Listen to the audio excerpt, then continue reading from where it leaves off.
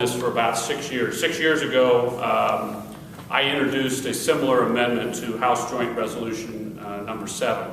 And we did have some hearings, and at the time I was surprised, I guess being somewhat naive about this, that the main opposition to this really came from what I think labeling groups of people is an excuse for lazy thinking, but in this particular case, so I could cut to the point, what some would label as, the main opposition came from what some would label as far-right groups, because they were afraid of a convention would happen and there would be lots of amendments proposed that would somehow repeal the Bill of Rights or a variety of other things, which I'm still scratching my head how that possibly could happen if 38 of the 50 states have to pass it individually. Be that as it may, I think things have changed pretty dramatically. Oh, and by the way, I was accused of trying to help President Obama with his agenda in back there in 2008. Still scratching my head about that one also. But a lot of things have happened in the last 6 years. And what really, I think, is brought to the forefront is the terrible, horrific problem with our national debt and how that is putting really our economic and frankly our strategic protections are seriously in jeopardy. Now, having said that, this is not a new problem. This isn't something that just came up since President Obama became president. And it's really, I think, unfair to simply concentrate on the current administration or the current Congress. This is a problem that is inherent in the way our government is set up at the federal level. And the reason is each person, each representative, president, senator, has this sort of yin and yang problem going on. They have their own political philosophy, but they know that they have a constituency that they have to respond to.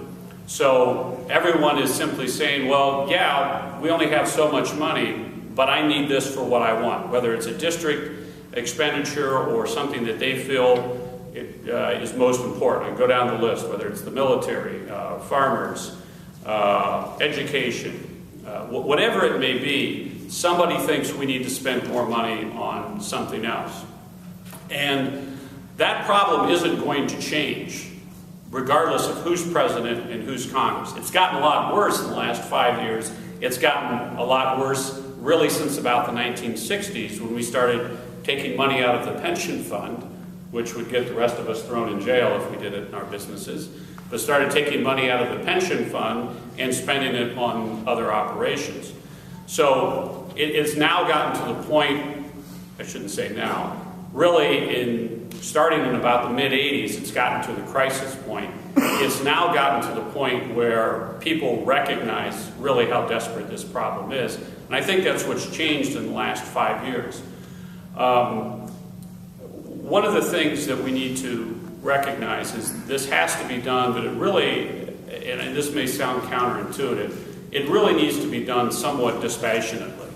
It's almost like we need to the state legislatures need to put their hand on the shoulder of their friend, the national government, and say, you've got a problem, and I need to solve your problem for you.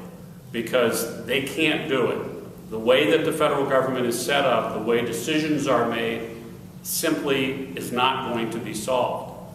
And this process, again, it's not a process where something incredibly bad or some really non-main course or Main Street idea can surface, because of all of the steps that you have to go through to do something like getting a balanced budget amendment passed to the Constitution of the United States. Of course, I should also hasten to add, we do a lot of trumpet blowing here at the state level about how we balance the budget, our taxes, and all the decisions we have to make. And we should, because those are hard decisions.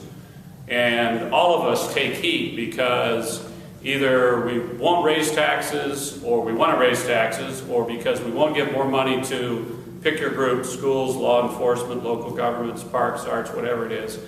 And we get criticized and complimented for how we do that. But it's easier for the states to do that because we have to do it. And again, that goes back to the simple problem of it's easier for the federal government to spend more than they have because they can. And as long as they can, this problem is not going to be solved.